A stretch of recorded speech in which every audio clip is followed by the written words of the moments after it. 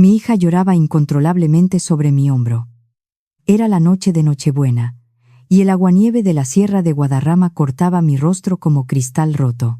Estaba de pie en el porche de mi propia casa, temblando con una violencia que apenas me permitía mantener el equilibrio. Alba, mi pequeña de tan solo 1 año, tenía su abrigo rosa completamente empapado por la tormenta de invierno. A través del cristal esmerilado, vi la silueta de la madre de mi esposo alejarse por el pasillo. Doña Carmen acababa de arrojar 2 bolsas de basura llenas con nuestra ropa a la nieve. Luego, con una frialdad absoluta, había cerrado la pesada puerta de roble y pasado el cerrojo. Nos había dejado en la calle, en medio de la noche más fría del año. El primer instinto de cualquier persona habría sido golpear la puerta, gritar, exigir una explicación. Pero el frío paraliza más que los músculos, paraliza el alma. Apreté a Alba contra mi pecho, intentando inútilmente darle calor con mi propio cuerpo helado. Caminé a trompicones hacia mi coche, con los zapatos hundiéndose en el fango y la nieve derretida. El trayecto por las curvas sinuosas de la montaña hasta las afueras de Madrid fue un borrón de lágrimas y faros borrosos. La calefacción del coche apenas lograba desempañar el parabrisas. Alba sollozaba en su silla de seguridad, un sonido agudo y roto que se clavaba en mi pecho como un puñal. Solo tenía un lugar al que ir. 30 minutos después, detuve el coche frente al antiguo chalet de ladrillo de mi infancia. Las luces cálidas brillaban a través de las ventanas. Toqué el timbre con las manos tan entumecidas que apenas sentía el botón. La puerta se abrió. Mi padre Gonzalo se quedó de pie en el umbral. No era un hombre dado a las exageraciones emocionales. Era un veterano abogado de bienes raíces con 35 años de experiencia en los tribunales de Madrid. Un hombre forjado en la vieja escuela del honor familiar y la compostura absoluta. No hubo gritos de pánico. No hubo una lluvia de preguntas sobre por qué su hija y su nieta estaban en su puerta a las 10 de la noche en Nochebuena. Su mirada bajó hacia Alba, cuyos labios temblaban por el frío, y su mandíbula se tensó imperceptiblemente. Lo primero que hizo no fue preguntar qué había pasado. Tomó a Alba de mis brazos. La pequeña estaba llorando tan fuerte que su cuerpecito temblaba con cada respiración. Mi padre la envolvió de inmediato en su vieja chaqueta de franela y caminó directamente hacia la chimenea del salón. «Vamos a calentar a esta niña», dijo en voz baja. Ninguna otra palabra. Ningún reproche. Solo esa calma profunda que siempre lo había caracterizado. Me quedé congelada en el recibidor, aún aferrada al asa de la única maleta que había logrado salvar. La cremallera había reventado en algún momento del viaje, y uno de los conejos de peluche de Alba asomaba por el borde. Mi padre regresó de la cocina con un biberón de leche tibia. Lo probó en su muñeca con cuidado antes de dárselo a Alba, meciéndola suavemente frente al fuego. Solo cuando la niña dejó de llorar y cerró los ojos, agotada, mi padre se acercó a mí. «Estás empapada», dijo. «No me había dado cuenta», le respondí. «Lo sé», murmuró. Abrió el armario del pasillo y sacó un jersey viejo. Pertenecía a mi madre, quien había fallecido años atrás. «Lo lavé la semana pasada», me dijo. «Pensé que podrías necesitarlo algún día». No me lo impuso, simplemente lo dejó sobre el respaldo de una silla y se alejó hacia la cocina, dándome el espacio que necesitaba para desmoronarme en privado. Así era como Gonzalo amaba a los suyos. En silencio, con un respeto absoluto por la dignidad ajena, sin forzar jamás una palabra que no estuvieras lista para decir. 20 minutos después, Alba dormía profundamente en el sofá, cubierta con 3 mantas de lana. Me senté a la mesa de la cocina. Mi padre colocó una taza de manzanilla humeante frente a mí y tomó asiento enfrente. «¿Estás lista?», preguntó suavemente. Asentí, aunque mi voz se quebró en el primer intento. «Borja ha cambiado», susurré. Mi padre no me interrumpió. Le conté cómo todo había comenzado con pequeños detalles. Borja, mi esposo, el hombre que escalaba puestos en su corporación, con una obsesión enfermiza por el estatus, empezó a llegar tarde. Se perdía las cenas, olvidaba los fines de semana que había prometido pasar con nosotras. Yo había dejado mi carrera en una agencia de marketing en Madrid para criar a Alba, creyendo que estábamos construyendo un hogar. Luego, doña Carmen se mudó con nosotros. La excusa fue una pequeña remodelación en su piso, pero las semanas se convirtieron en meses. Su presencia fue un veneno lento y constante. Criticaba todo lo que yo hacía. La forma en que cocinaba, la forma en que vestía a Alba, hasta la forma en que reía. Ella trajo consigo esa insufrible mentalidad de nuevo rico, juzgando el valor de las personas por las marcas que vestían o los coches que conducían. Y Borja nunca me defendió. Al principio guardaba silencio. Luego, empezó a darle la razón. Había días en los que pasaba 12 horas cuidando de la casa, de la niña y de su madre. Y Borja llegaba exigiendo saber por qué su camisa no estaba planchada para su cena de negocios. Mi padre miraba fijamente su taza de café, escuchando cada palabra, registrando cada detalle con la mente afilada de un hombre que ha pasado su vida desentrañando conflictos. Fue entonces cuando le conté lo que había sucedido esa misma noche. Escuché un coche aparcar en el camino de entrada. Pensé que Borja había vuelto temprano para cenar. En su lugar, una mujer bajó del lado del pasajero. Inés. No debía tener más de 28 años. Llevaba unos tacones altísimos que se hundían en la nieve y un abrigo de diseño. Borja entró en nuestra casa con ella, en Nochebuena, y me dijo frente a su madre que quería el divorcio. Me quedé sin aire al recordarlo. Borja me dijo que Inés se iba a quedar a pasar las fiestas. Pensé que era una broma macabra, pero su madre no tardó en intervenir. Doña Carmen me miró con una sonrisa cargada de desprecio y me ordenó que empacara mis cosas.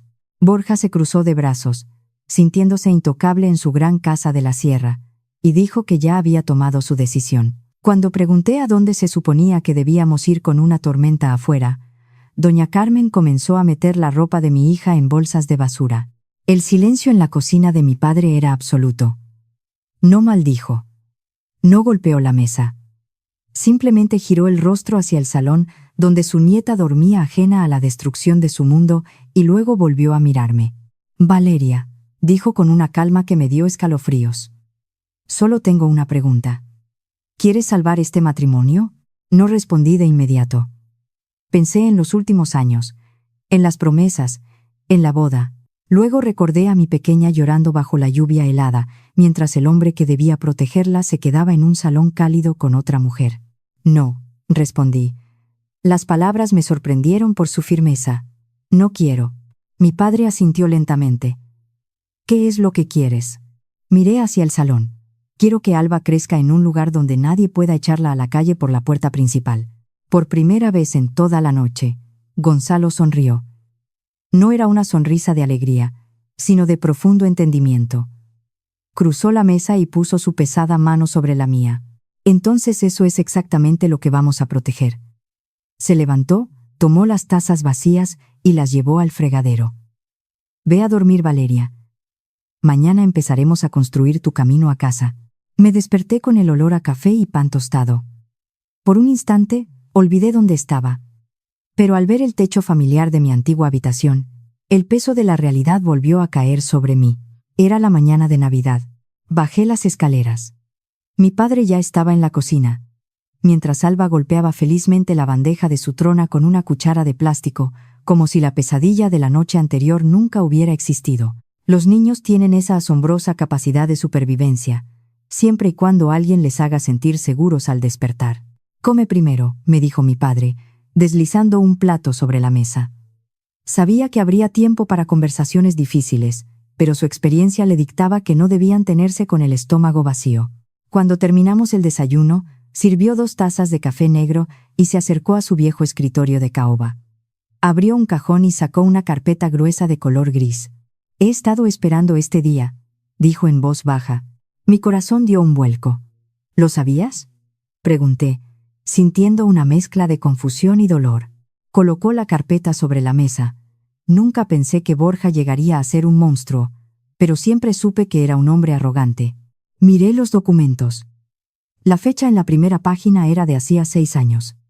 El día que Borja y yo compramos la casa en la sierra, lo recordaba perfectamente. Los precios inmobiliarios habían subido, y aunque Borja tenía un buen sueldo, no teníamos ahorros suficientes para el pago inicial. Borja, movido por su obsesión de mantener una imagen de éxito ante su círculo social en Madrid, se había sentido humillado. Quería la casa grande, pero no podía pagarla. Mi padre se había ofrecido a ayudar. Yo siempre creí que simplemente nos había prestado el dinero. Yo te devolví ese dinero, le dije a mi padre. Devolviste una parte, me corrigió. Deslizó un documento hacia mí. Este es el acuerdo que tu esposo firmó en la notaría. Observé las firmas al final de la página. La mía. La de mi padre. Y la firma grande y apresurada de Borja. No recordaba nada de esto. Tú confiaste en tu esposo, dijo mi padre con suavidad. Y Borja confió en su propia arrogancia. Jamás lee la letra pequeña de nada que firme. ¿Qué dice exactamente?, pregunté, sintiendo un nudo en el estómago. Mi padre se reclinó en su silla.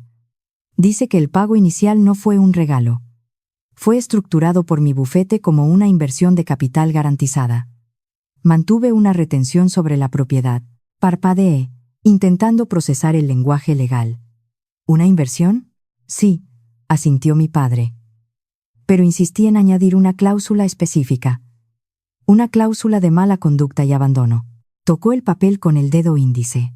Si el matrimonio terminaba porque uno de los cónyuges abandonaba intencionalmente la relación, o cometía una falta grave que causara la ruptura, mi inversión, con todos sus intereses acumulados, debía ser pagada en su totalidad antes de que se pudiera dividir un solo céntimo del valor de la propiedad. Me quedé mirándolo sin poder articular palabra.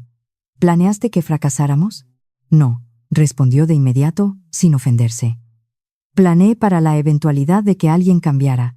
He ejercido el derecho inmobiliario durante 35 años, Valeria. He visto a personas prometer amor eterno los sábados y contratar abogados los lunes. Nunca dudé de ti, pero sabía que no podía predecir el carácter de un hombre que pone su orgullo por encima de su familia. Todo estaba allí. Firmado, notariado, registrado y perfectamente legal. Borja había firmado cada página sin leerlas, ciego por la prisa de conseguir las llaves de su trofeo inmobiliario para presumir ante sus amigos. Mientras tanto, al otro lado de la ciudad, Borja estaba celebrando. Su madre, doña Carmen, había preparado un enorme almuerzo de Navidad. La mujer que él había elegido estaba sentada en mi silla. Alguien tomó fotos. Doña Carmen no tardó en publicarlas en sus redes sociales, presumiendo ante la alta sociedad madrileña. Finalmente nuestra familia está completa, escribió en la publicación. Los comentarios se llenaron de felicitaciones y corazones de personas que no tenían idea de que la esposa y la bebé de Borja habían pasado la noche anterior temblando bajo el aguanieve. Esa tarde, me senté en el salón viendo esas fotos en mi teléfono. La rabia me quemaba la garganta. Quiero responder, le confesé a mi padre. Quiero que todos sepan lo que realmente hizo. Mi padre asintió lentamente. Lo sabrán. Pero no hoy. El silencio es tu mejor arma ahora mismo. Nunca discutas con alguien que está recolectando pruebas contra sí mismo. Y tenía razón. Durante las siguientes semanas, Borja no pudo mantener la boca cerrada. Envió mensajes de texto exigiendo que yo hiciera el divorcio rápido y fácil. Me envió correos electrónicos detallando qué muebles de diseño consideraba suyos. Asumía, con su arrogancia habitual, que la casa le pertenecía por completo porque él pagaba la hipoteca mensual. No respondí a ninguno de sus mensajes. En su lugar, reenvié cada palabra, cada amenaza velada y cada demanda a Silvia, la abogada que mi padre me había recomendado. Una tarde, llegó un correo electrónico del abogado de Borja, Marcos. Era una propuesta de acuerdo formal. El lenguaje era frío, pulido y sumamente condescendiente. Borja se quedaría con la casa en la sierra. La mayor parte de las cuentas de ahorro y sus fondos de inversión. A cambio, me ofrecían una suma de dinero francamente insultante y una manutención infantil temporal. Leí el documento 2 veces, sintiendo que la sangre me hervía, antes de pasárselo a mi padre. Gonzalo ni siquiera terminó de leer la segunda página. Lo dejó sobre la mesa y tomó un sorbo de su café. Están negociando desde la confianza, dijo. ¿Qué significa eso?, pregunté, tensa. Significa que no saben lo suficiente, respondió. A la mañana siguiente, Silvia nos llamó por teléfono. Asumo que han visto la absurda propuesta que nos enviaron, dijo su voz a través del altavoz. Lo hemos hecho, respondió mi padre. ¿Qué les gustaría hacer?, preguntó Silvia. Yo estaba lista para decirle que los destruyera, que los llevara a juicio inmediatamente. Pero mi padre, con la misma calma con la que había envuelto a Alba en una manta la noche de Navidad, se inclinó hacia el teléfono. Silvia, creo que es hora de que tengamos una reunión en persona con ellos. Hubo un breve silencio en la línea antes de que Silvia respondiera. Me parece apropiado. Lo organizaré en mi despacho para el viernes. Cuando la llamada terminó, me quedé mirando a mi padre. Sus manos estaban entrelazadas sobre el escritorio, su postura relajada. «No pareces preocupado», le dije. «No lo estoy». «¿Por qué?» Mi padre esbozó una sonrisa helada, una que rara vez dejaba ver. «Porque su propuesta me dice exactamente lo que ellos no saben». Ese viernes por la tarde, el viento helado de enero barría el paseo de la Castellana en el centro de Madrid. Mi padre insistió en que me quedara en la casa con Alba. «Yo manejaré la reunión», me dijo mientras se ponía su abrigo de lana oscura con su habitual lentitud metódica. Odiaba esperar en la casa. Las horas pasaban con una lentitud insoportable, pesadas y asfixiantes. Limpié la cocina 2 veces seguidas. Doblé ropa que no necesitaba ser doblada. Miraba la pantalla de mi teléfono cada 5 minutos, esperando una llamada que parecía no llegar nunca. La ansiedad me devoraba por dentro. Finalmente, pasadas las 4 de la tarde, escuché el motor de su coche en la entrada. Mi padre entró, colgó su abrigo de invierno y se lavó las manos con total normalidad. Solo entonces caminó hacia el salón y se sentó en el sofá frente a mí. «Se sorprendieron», dijo en voz baja. Me incliné hacia adelante, sintiendo que el corazón me latía en la garganta. «¿De qué exactamente?», pregunté. «Asumieron que yo simplemente había sido una balista en el préstamo hipotecario», respondió mi padre, sirviéndose una copa de vino tinto. Me contó con precisión forense cómo se había desarrollado la reunión. Borja había llegado 20 minutos tarde al despacho de Silvia. Entró vistiendo un traje a medida gris carbón, irradiando esa confianza arrogante de un hombre que cree que ya ha ganado la partida. Saludó a mi padre con un leve movimiento de cabeza, pero en ningún momento ofreció una disculpa por lo ocurrido en Nochebuena. Se sentó, cruzó las piernas y sonrió. «Creo que podemos resolver esto hoy mismo», había dicho Borja con suficiencia. Mi padre simplemente le respondió que él también lo esperaba. Marcos, el abogado de Borja, comenzó a revisar la propuesta de acuerdo, utilizando palabras pulidas sobre mantener la dignidad y evitar gastos legales innecesarios. Mi padre lo escuchó en un silencio absoluto, sin interrumpir ni una sola vez. Cuando el abogado terminó su monólogo, mi padre deslizó una pesada carpeta de cuero sobre la mesa de cristal. «Les agradecería que revisaran el acuerdo original de propiedad antes de que continuemos», dijo mi padre con una tranquilidad helada. Marcos ajustó sus gafas. Empezó a leer la primera página. Luego pasó a la segunda. Para cuando llegó a la 4ª página, el color había desaparecido por completo de su rostro. Borja, notando el cambio drástico en la atmósfera de la sala, perdió la paciencia. «¿Qué pasa?», exigió saber. Su abogado no respondió. Siguió leyendo el documento en un silencio sepulcral, como si estuviera descifrando un lenguaje antiguo y peligroso. Finalmente, Borja frunció el ceño, golpeando la mesa. «¿Qué es esto?», preguntó elevando la voz. Marcos levantó la vista lentamente, se quitó las gafas y miró a su cliente. «¿Cuándo fue la última vez que leíste estos documentos?», le preguntó. Borja se encogió de hombros con desdén. «Los firmé hace 6 años», respondió. «No pensé que necesitara leerlos». Marcos se frotó los ojos cansados. «Ojalá lo hubieras hecho», murmuró el abogado. Mi padre tomó el control de la sala en ese instante. Les explicó la realidad de la situación, detallando cada punto de la cláusula que Borja había firmado a ciegas. El pago inicial masivo que permitió a Borja comprar aquel lujoso chalet en Torrelodones no era un regalo familiar. Estaba registrado formalmente como una inversión financiera garantizada a nombre de mi padre. Pero el golpe maestro era la cláusula de abandono. Debido a que el matrimonio había terminado por una falta grave y el abandono intencional de la relación por parte de Borja, la inversión de mi padre debía ser liquidada por completo antes de que se dividiera un solo céntimo del valor restante de la propiedad. Borja no podía quedarse con la casa. No podía refinanciarla para pagar una fracción. No podía venderla y embolsarse las ganancias para comenzar su nueva vida. Todo el capital que él creía poseer estaba sujeto a una deuda de hierro que acababa de aplastar su futuro financiero. Borja se levantó de un salto, acusando a mi padre de haberle tendido una trampa. Mi padre ni siquiera levantó la voz. Le recordó que los documentos habían sido redactados por la propia notaría en Madrid. Nadie lo había apresurado. Nadie le había impedido hacer preguntas. Borja había elegido firmar porque solo le importaba presumir de una casa que no podía pagar por sí mismo. Marcos, sudando frío, pidió un breve receso. Salieron al pasillo durante 10 minutos. Cuando regresaron, la actitud triunfal de mi exmarido había sido erradicada por completo. Solicitaron copias certificadas de todos los documentos y dieron la reunión por terminada. Antes de marcharse, Borja se detuvo en el umbral de la puerta. Miró a mi padre con una mezcla de furia y terror. «¿Por qué harías esto?», le preguntó.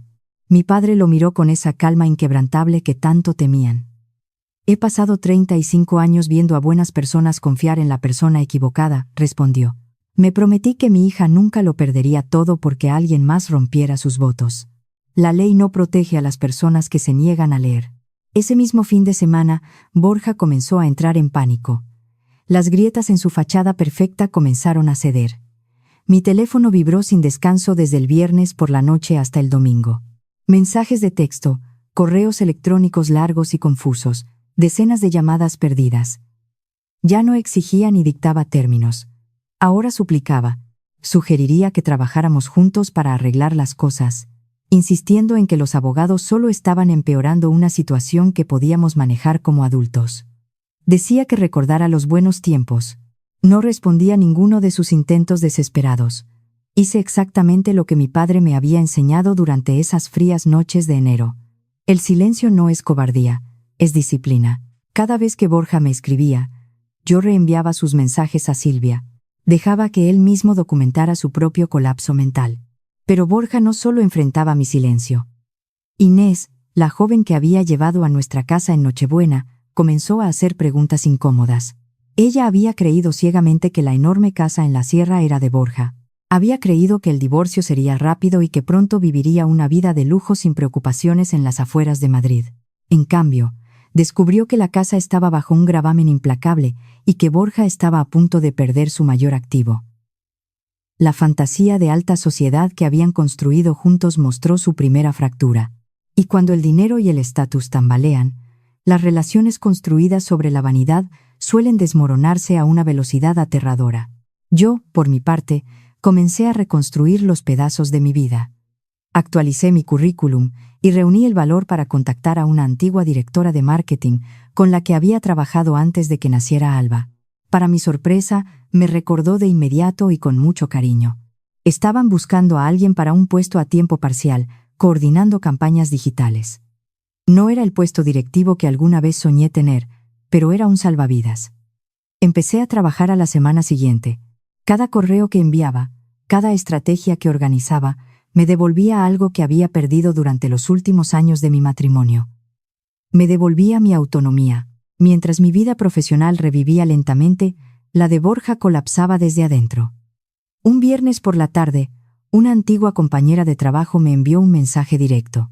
Me preguntó si sabía el escándalo que había estallado en la corporación de Borja. El Departamento de Recursos Humanos había abierto una investigación interna muy seria. No les importaba su vida amorosa, les importaba el uso indebido de los recursos de la empresa. Borja había sido tan descuidado que utilizó su correo corporativo y su tiempo en la oficina para coordinar viajes de lujo con Inés durante los últimos 6 meses. Y lo que es peor, en esas mismas cadenas de correos corporativos, había intercambiado mensajes con otros colegas insultando mi salud mental. Había intentado justificar su infidelidad construyendo una narrativa en la que yo era inestable. El problema ya no era un drama familiar en las afueras de la ciudad, se había convertido en un grave riesgo legal y de reputación para su empresa. Se estaba destruyendo a sí mismo, dejando un rastro de pruebas digitales que nadie podía borrar. Una semana después de enterarme de su desastre laboral, ocurrió algo que superó todos mis límites. Doña Carmen se presentó en la casa de mi padre. No llamó antes para avisar. Simplemente apareció en el porche al mediodía, sosteniendo una pesada fuente de cristal cubierta con papel de aluminio. Parecía una escena sacada de una película de humor negro, como si unos macarrones gratinados pudieran borrar el hecho de que había dejado a su propia nieta bajo una tormenta de nieve. Mi padre abrió la puerta y se quedó de pie en el umbral, bloqueando el paso con su cuerpo. Ella bajó la mirada, intentando adoptar la postura de una abuela arrepentida y compungida. «Me gustaría hablar con Valeria», dijo con voz temblorosa. «Al fin y al cabo, somos familia». Mi padre la observó durante varios segundos en un silencio sepulcral, dejando que el frío del exterior la envolviera. No, le respondió con voz firme. Solíamos serlo. Doña Carmen forzó unas lágrimas que no llegaron a caer. Cometí errores, murmuró, apretando la fuente de cristal. Solo quería lo mejor para mi hijo. Tienes que entenderlo. Mi padre no alteró su tono de voz en absoluto, pero sus palabras cortaron el aire como un cuchillo de carnicero. Y cuando empujaste a tu propia nieta a la lluvia helada, le preguntó, ¿cómo exactamente era eso lo mejor para tu hijo? Ella abrió la boca, pero no tuvo respuesta. No había excusa en el mundo que pudiera justificar ese acto de crueldad. Susurró que esperaba que algún día yo pudiera perdonarla por el bien de la niña. Mi padre extendió las manos, tomó la fuente de cristal con suma delicadeza y se la devolvió. Llévese esto a su casa, dijo, mirándola a los ojos. Nosotros ya tenemos cena. Y luego cerró la puerta. No la cerró con un portazo impulsivo ni con ira. La cerró con una finalidad absoluta. Había entendido que algunas puertas nunca deben volver a abrirse, sin importar cuántas disculpas falsas se pronuncien al otro lado. El golpe definitivo, el que cimentó nuestra victoria en los tribunales, llegó a finales de marzo. Silvia, mi abogada, me llamó pidiendo que fuera a su despacho para revisar unas pruebas adicionales. Durante el agresivo proceso de descubrimiento, ella había solicitado las grabaciones de las cámaras de seguridad perimetrales de las casas vecinas en nuestra antigua calle. Me senté en la silla de cuero de su oficina frente a un ordenador portátil. El video no tenía sonido, no lo necesitaba en lo absoluto. Era granulado, filmado en blanco y negro bajo la escasa luz de las farolas, pero la imagen era devastadora y clara. Ahí estaba yo, de pie en el porche, sosteniendo a Alba contra mi pecho para protegerla del viento. La cámara captó perfectamente a doña Carmen arrastrando 2 bolsas de basura negras hacia la acera bajo la nieve que caía. Y en el fondo, iluminado por la luz cálida del recibidor, estaba Borja, de pie en el marco de la puerta abierta, observando cómo su familia era desechada a la calle, sin hacer absolutamente nada para detenerlo. No pude terminar de ver la grabación. Me cubrí la boca con ambas manos, sintiendo que el aire abandonaba mis pulmones. Pensé que vivir ese recuerdo había sido la peor parte, pero verlo reproducido frente a mis ojos, desde la perspectiva fría de una cámara, me destrozó de una manera nueva. Silvia pausó el video de inmediato. Mi padre, que estaba de pie detrás de mí, me puso una mano firme en el hombro. «Mira a Alba», me dijo suavemente. Levanté la vista hacia la pantalla congelada. En la imagen borrosa, mi pequeña extendía ambos brazos hacia mi cuello, buscando desesperadamente un refugio. Incluso sin sonido y en baja resolución, quedaba perfectamente claro en quién confiaba esa niña y quién la había abandonado a su suerte. Ese video se convirtió en la piedra angular absoluta de nuestro caso de custodia. No porque mostrara la comisión de un delito penal, sino porque mostraba algo mucho más profundo a los ojos de un juez de familia. Mostraba una elección, un padre eligiendo de manera consciente no proteger a su hija del peligro y del trauma. La audiencia final se programó para una mañana lluviosa a mediados de abril en los juzgados de familia de Madrid. Mi padre condujo en silencio por la autopista. Alba iba en su asiento trasero, tarareando una canción infantil mientras abrazaba al mismo conejo de peluche que casi se pierde en la nieve aquella Nochebuena. Semanas atrás, mi padre le había cosido pacientemente la oreja desgarrada con hilo grueso. No había tirado el peluche porque estuviera roto o dañado. Lo había reparado con sus propias manos. Ese simple acto se sentía como el resumen perfecto de lo que había hecho con nosotras. Dentro de la sala del tribunal, todo fue mucho más silencioso, burocrático y procedimental de lo que uno imagina al ver dramas legales en la televisión. No hubo gritos ni objeciones teatrales, solo el sonido de carpetas abriéndose y el eco de nuestros pasos en el suelo de mármol. Borja estaba de pie cerca de las pesadas puertas de madera. Parecía 10 años mayor de lo que era. La arrogancia, los trajes a medida y la sonrisa condescendiente habían desaparecido por completo. Llevaba una chaqueta azul marino común y corriente. Sus hombros estaban caídos, hundidos bajo el peso aplastante de sus propias decisiones. Cuando vio entrar a Alba, desvió la mirada hacia el suelo, incapaz de sostenerle la mirada a su propia hija. Cuando la jueza entró, la sala quedó en un silencio absoluto. Era una mujer severa, con décadas de experiencia. Había revisado meticulosamente cada página del extenso expediente, las auditorías financieras, la cláusula del contrato redactado por mi padre, los correos corporativos impresos y, sobre todo, el video de seguridad de los vecinos. El abogado de Borja, en un último intento desesperado, argumentó que su cliente amaba profundamente a su hija y lamentaba de corazón cómo habían terminado las cosas bajo un estado de estrés inusual. La jueza lo escuchó con el respeto que exigía su cargo. Luego, juntó las manos sobre su escritorio y miró directamente a Borja. ¿Discute usted que su hija de 1 año pasó parte de la Nochebuena a la intemperie después de ser expulsada físicamente de su residencia residencial?, le preguntó, pronunciando cada palabra con una claridad cortante. Borja se puso de pie lentamente, apoyando las manos en la mesa de la defensa. No, su señoría. Respondió con un hilo de voz que apenas se escuchó en la sala. Discute usted que estaba presente a escasos metros y decidió de manera consciente no intervenir, continuó la jueza. Borja tragó saliva, cerrando los ojos por un instante. No, repitió. La jueza se quitó las gafas de lectura y las dejó sobre el expediente cerrado. La infidelidad por sí sola no determina la custodia en esta corte, explicó con firmeza, mirando a ambas partes. Sin embargo, la disposición activa de un padre para proteger el bienestar físico y emocional de una niña pequeña es directamente relevante para su futuro. Las elecciones hechas esa noche por usted y su familia no pueden ser ignoradas. El fallo que emitió fue rápido, metódico y definitivo. El matrimonio quedó disuelto oficialmente. El acuerdo financiero de la propiedad se ejecutó exactamente como establecían los documentos que mi padre había redactado 6 años antes. Borja fue obligado por orden judicial a vender de inmediato el chalet de Torrelodones.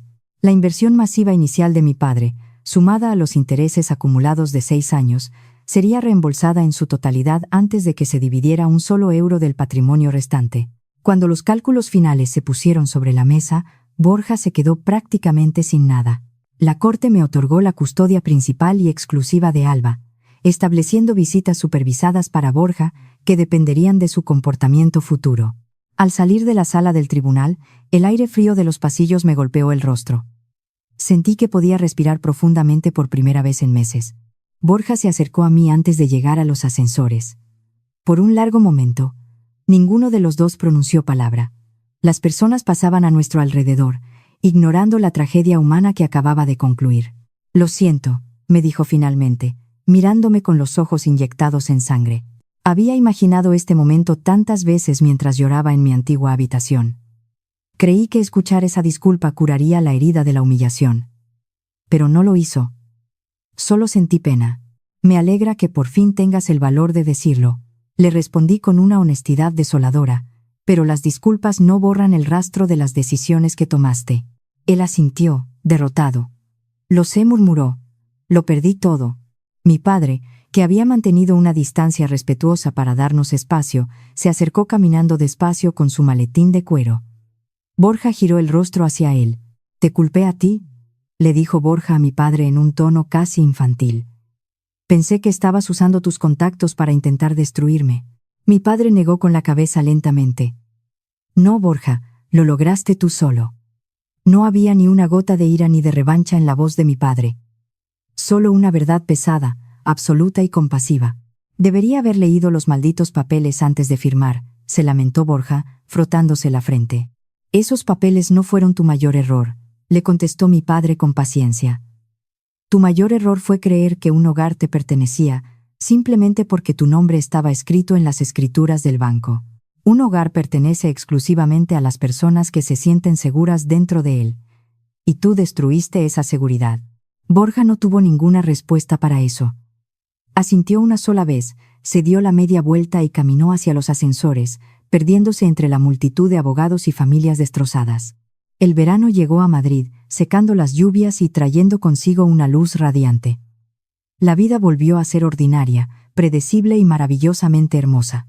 Mi confianza regresó paso a paso, logro a logro en mi nuevo trabajo. Alba crecía alta, curiosa y llena de risas interminables. Y mi padre seguía siendo exactamente el mismo hombre estoico y protector de siempre, preparando tortitas en la cocina cada sábado por la mañana sin falta. La siguiente Nochebuena llegó casi sin darnos cuenta, cerrando el ciclo de un año que nos había transformado para siempre. La nieve volvió a cubrir espesamente el enorme jardín de la casa de mi padre. Alba corría de un lado a otro con su pequeño abrigo rojo, riendo a carcajadas mientras Gonzalo la ayudaba a construir el muñeco de nieve más torcido e imperfecto imaginable. Yo estaba de pie en el porche trasero, apoyada en la barandilla de madera, vistiendo el viejo jersey de mi madre. Mi padre se sacudió la nieve de los gruesos guantes de cuero y caminó hacia mí, dejando a Alba decorando el muñeco con pequeñas ramas. «¿Estás pensando en las Navidades pasadas?», me preguntó, deteniéndose a mi lado. «Un poco», respondí, exhalando vapor en el aire frío. «Y en estas», miré a Alba, que reía sin parar intentando ponerle un sombrero de lana al muñeco. «Aquí nadie tiene miedo», le dije en un susurro. Mi padre sonrió, una sonrisa genuina y cálida que le iluminó el rostro. «No, nunca lo tendrán. Esa es mi promesa». Apoyé la cabeza en su hombro, sintiendo la textura áspera de su abrigo. «¿Sabes?», le dije. «Durante los primeros meses solía pensar que ganamos en el tribunal porque eras mucho más inteligente y calculador que Borja». Mi padre soltó una carcajada suave que retumbó en su pecho. 35 años de experiencia legal ciertamente ayudaron a inclinar la balanza, respondió. «Pero no fue por eso que ganamos, Valeria». Miró a Alba, observando cada uno de sus movimientos con una adoración silenciosa. «Ganamos porque lo primero en lo que yo pensé aquella noche al abrir la puerta fue en mantener caliente a mi nieta. Y lo primero en lo que ellos pensaron fue en sacarlas de su vista y echarlas a la calle». Sus palabras flotaron en la brisa gélida de la noche, cargadas de una sabiduría innegable. Eligieron a la familia equivocada. No porque tuviéramos un contrato blindado que no supieron interpretar. Eligieron a la familia equivocada porque confundieron la amabilidad con la debilidad. Porque creyeron erróneamente que la decencia silenciosa de un hombre mayor, de un abuelo, significaba que no sabría cómo destruir el mundo de quien amenazara a los suyos. Una casa puede venderse al mejor postor. El dinero de las cuentas puede dividirse hasta el último céntimo. Las carreras profesionales pueden reconstruirse con tiempo y esfuerzo. Pero un verdadero hogar es algo completamente distinto. Un hogar es el lugar donde una niña asustada es envuelta en una manta caliente antes de que nadie haga una sola pregunta. Es el lugar donde la lealtad no es condicional. Es donde la dignidad siempre importará más que el orgullo ciego. Aquella Nochebuena en la nieve, creí que mi vida había terminado y que lo había perdido todo, pero al mirar atrás, viendo a mi hija correr segura hacia los brazos de mi padre, me doy cuenta de que fue la noche en que finalmente encontré mi verdadero camino a casa. La vida tiene una forma impecable de revelar el verdadero carácter de las personas mucho antes de entregarles las consecuencias devastadoras de sus propios actos. El estatus y la arrogancia pueden construir fachadas hermosas, pero terminan derrumbándose bajo el peso de la verdad. Protege con tu vida a quienes confían en ti, honra las promesas que haces en la oscuridad, y nunca, jamás, subestimes el poder de la decencia y la paciencia. Si esta historia de justicia silenciosa ha resonado contigo, me encantaría leer tus reflexiones. ¿Alguna vez has visto a alguien confundir la decencia y los buenos modales con la debilidad, solo para descubrir demasiado tarde con quién se estaba metiendo? Comparte tu experiencia en los comentarios, porque sé que no soy la única que ha tenido que aprender esta lección. Y si valoras estas historias reales sobre resiliencia, consecuencias ineludibles y los verdaderos lazos familiares, por favor suscríbete para no perderte el próximo relato. Gracias por escuchar, y que tu hogar sea siempre ese lugar inquebrantable donde nadie, absolutamente nadie, tenga que sentir miedo.